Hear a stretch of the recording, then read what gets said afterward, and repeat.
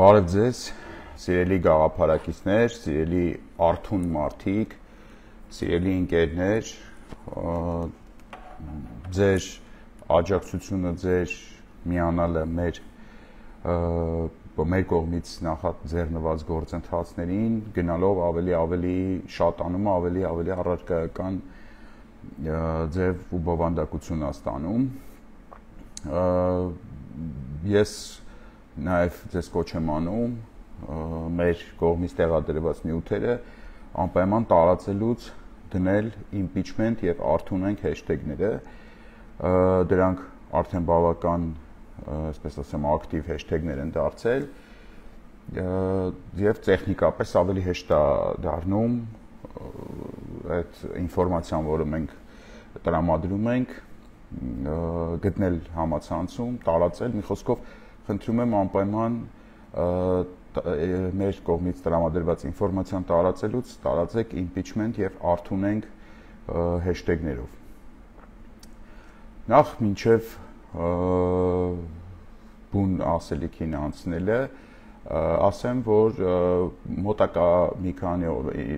քանի օրերին կա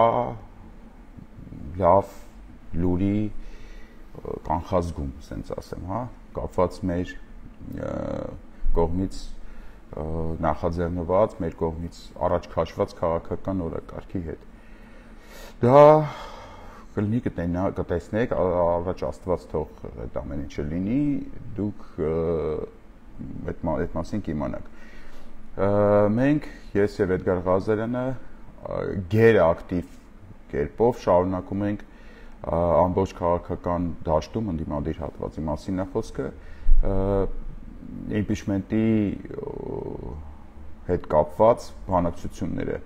ինչպես արդեն ասել եմ, impeachment-ը դա միակ հնարավորությունն է, միակ տարբերակն է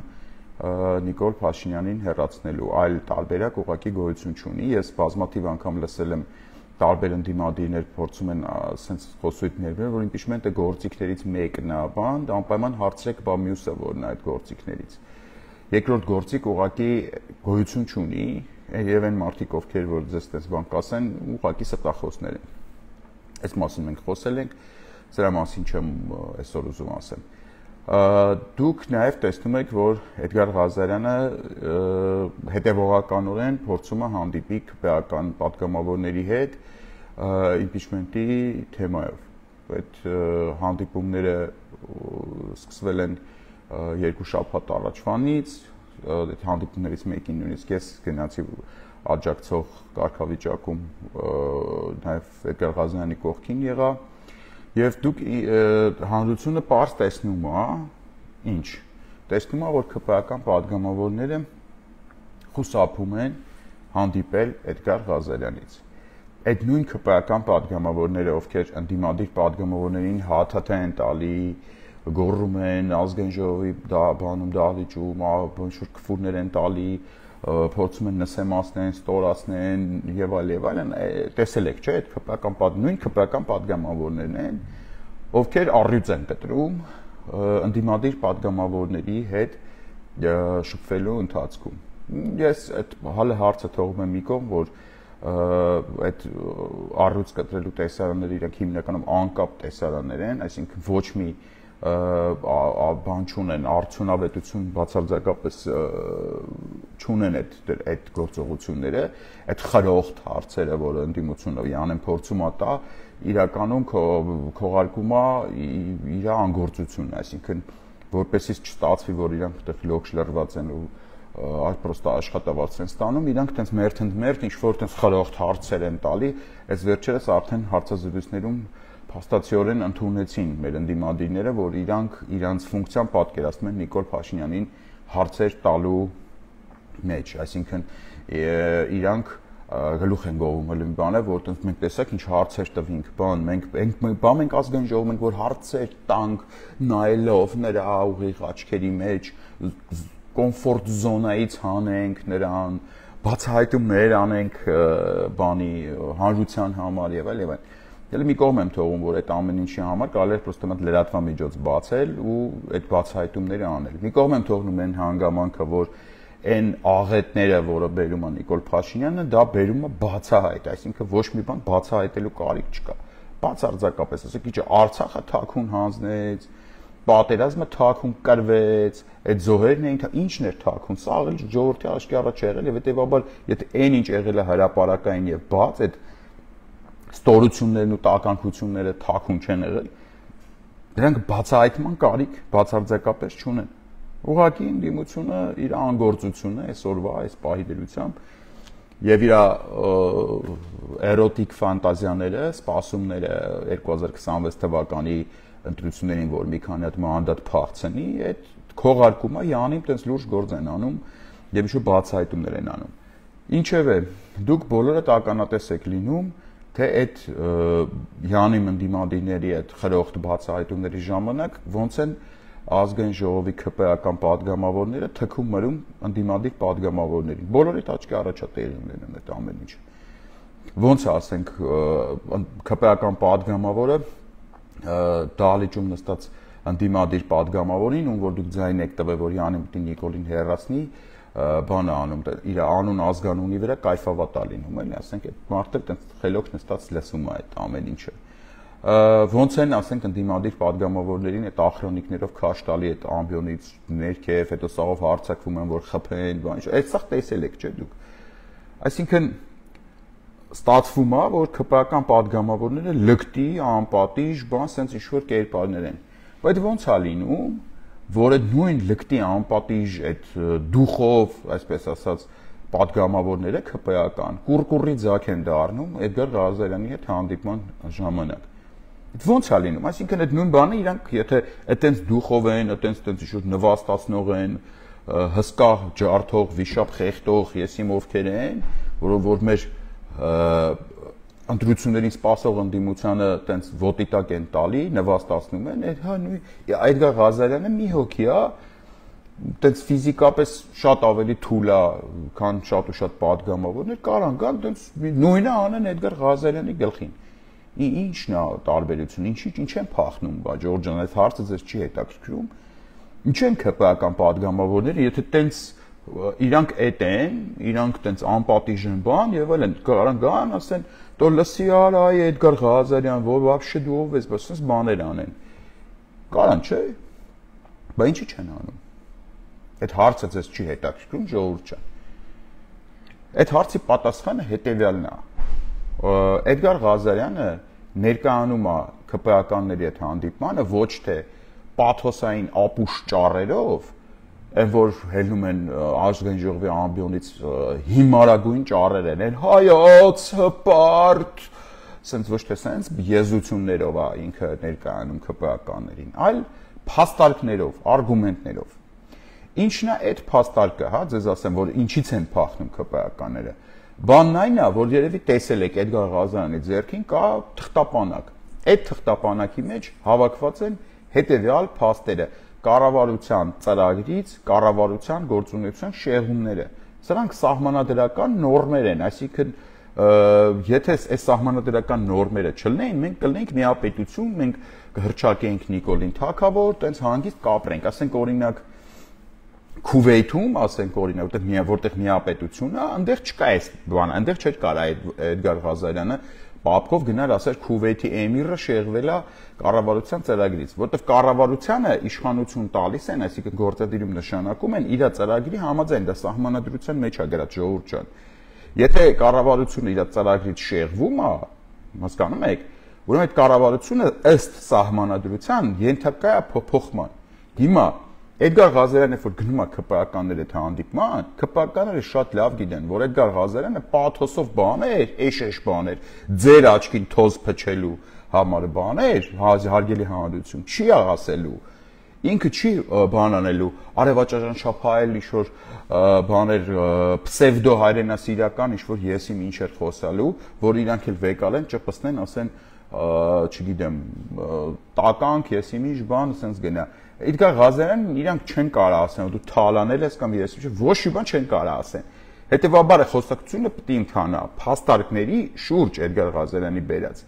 Իսկ այդտեղ ԿՊ-ական падգամավորը ունի ընդամենը երկու տարբերակ։ կամ ինքը այդ փաստարկները, դրանք փաստեր են, դրանք սահմանադրության հղումներ են։ Հասկանում եք, դրանք բաներ չեն։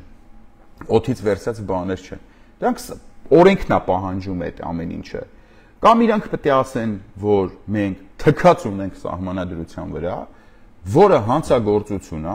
որը իրանց ուղիղ կերպով դարձնելու է հանցակից Նիկոլ Փաշինյանին, ուղիղ հանցակից, այսինքն այստեղ մենք արձանագրել ենք, որ գործ ունենք հանցագործ խմբավորման հետ, որտեղ ամեն մի անդամը ունի իր դերակատարում, այսինքն հավաքվել են հանցագործներ, իրանց մեջից ընտրել են այդ հանցագործների բանդայի ղեկավար, դրել են ու ոտնահարելով օրենքները զորով իշխում են մեզ։ Կամ տենց պետք է արձանագրեն այդ ԿՊԱ-կանները։ Կամ ուղղակի պիտի սուփուս ընդունեն այդ փաստերը, փաստարկները եւ ստորագրեն իմպիչմենտի թղթի տակ։ Որովե բարդ բան չկա այստեղ։ Երկու տարբերակ ունի ԿՊԱ-կանը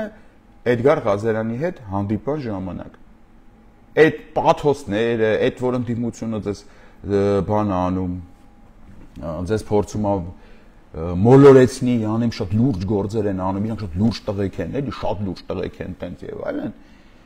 Իրականում ես չեմ պատկերացնում որևէ լուրջ մարդ, ով որ իմպիչմենտից փախնի, տենց էլի, ոնց որ հիմա ընդդիմությունն է այս պայդրությամբ փախնում։ Եթե իրանք դες լուրջ տղեկ են, թող ուրեմն այդ նույն լուրջ օրակարգին կպնեն։ Այս նույն բանը կարող անի ցանկացած ընդդիմադիր падգամավոր, ով որ այնտեղ ազգային ժողովում այդ ԿՊԱ-ականներին տեսնում, այս Էդգար Ղազարյանը ինչ որ մի հատ եսիմինչ գյուտ չի արել, էլի։ Էդգար Ղազարյանը հավաքել է սահմանադրության դրույթները, կառավարության ծրագիրը դες դրել է պապկի մեջ, ասում է եկեք դե տեսնեմ ինչ եք անում ախպեր, կամ ընդունեք, որ դուք հանցագործ, հրապարակային ընդունեք, որ դուք հանցագործ խմբավորում եք, կամ միացեք իմպիչմենտին, այսինքն արեք ձեր օրենքով նախատեսված գործընթացը։ Այս է ամբողջ պատմությունը։ Դրա համար, քանի որ ասելիք չունեն ԿՊԱ-կանները, եւ իրանք եթե ներկայանան, իրանք պրոստը խայտարակ կլինեն հանրության առաջ, որովհետեւ դժվար է լինելու էլի ընդունել, որ իրանք հանցագործ են։ Դրա համար բան են անում, փախտում են այդ հանդիպումներից։ Հավատացում եմ, այդ փախուստները երկար տևել չեն կարող։ Սա էս ինչ անում է Էդգար Ղազարյանը, անում է հատուկ նրա համար, որպեսզի հանրությունը սա տեսնի, այսինքն սա ցուցադրական ակցիա է, այսինքն ասում է ախպեր, տեսեք, այս մարդիկ ասում են քաղաքացիներ ջան, եկեք հանդիպենք, ես որպես քաղաքացի ասում եմ գալիս եմ ախպեր։ Գալիս է հասնում ազգային ժողով, իրենք թռնում են այդ հանդիպումից։ Հասկանում եք, նախաձեռնությունն է դաժե ԿՊԱ-ականներին այդ հանդիպման։ Ես որպեսզի դրա համար շատ պարզ լինի, թե ինչքան իրանք կփախնեն այդ հարցերի պատասխան տալուց։ Դա իհարկե ժամանակի հարց է, որովհետև եթե այսօր Էդգար Ղազարյանն է մենակ գալի, վաղը կարող է ես ու Էդգար Ղազարյանը երկուսով գնանք, մյուս օրը կարող է միասին, ասենք, արթունենք շարժումով, հելնենք, ասենք, մի 30 հոգով գնանք, այն մյուս օրը կարող է մի 100 հոգով գնանք, այն մյուս օրը կդառնանք մի 1000 հոգով կգնանք, այն մյուս օրը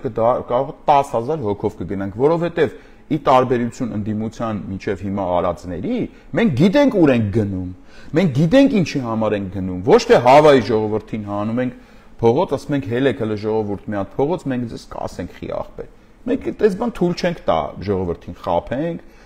բան անենք, մենք այդ կարևորության զգացումը չունենք մեր կյանքում, ոչ ես, ոչ Էդգար Ղազարյանը։ Մենք մեծ կարևոր չենք զգում, էլի, որ տենց լիքը ժողովուրդ հավաքվում, մեր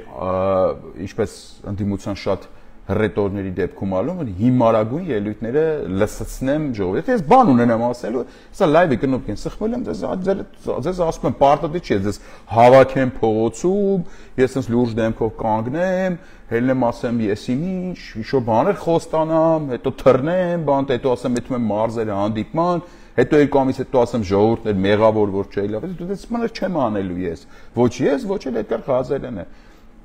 Եթե կոնկրետ անելիք ունենանք մենք ժողովուրդ ջան իրար այդ ժամանակ նախ անելիքը կասենք նախապես, կասենք, այս ինչ բան ենք անում, ով ազատ ժամանակ է ցանկություն ունի, թող գա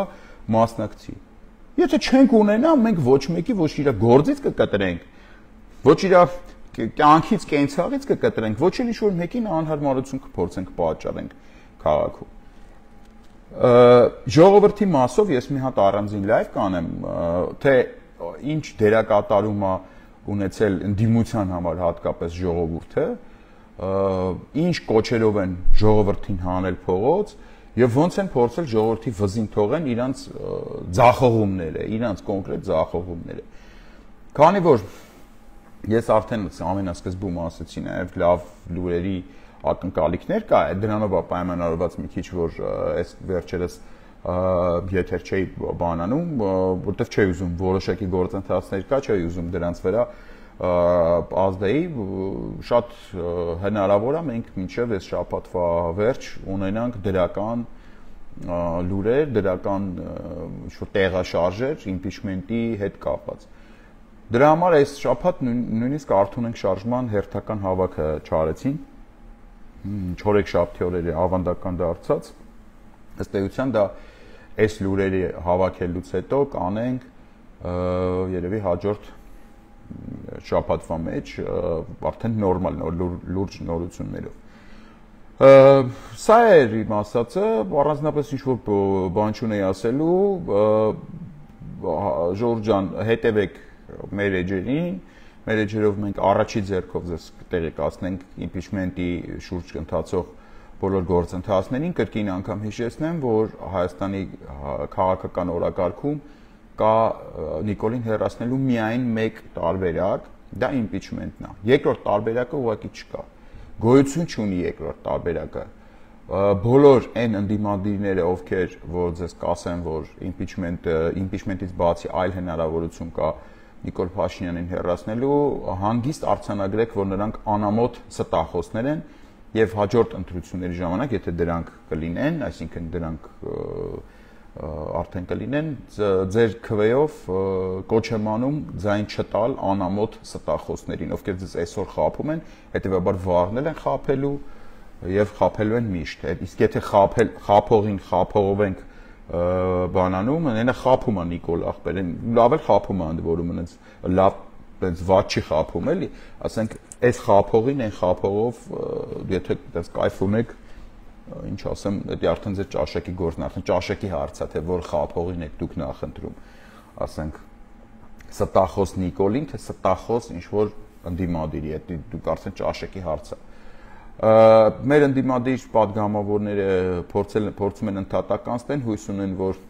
Ժորժ ջան, որ հեսա արձակուրդներ կերենք թռնեն, իրանք կանհետանան քաղաքական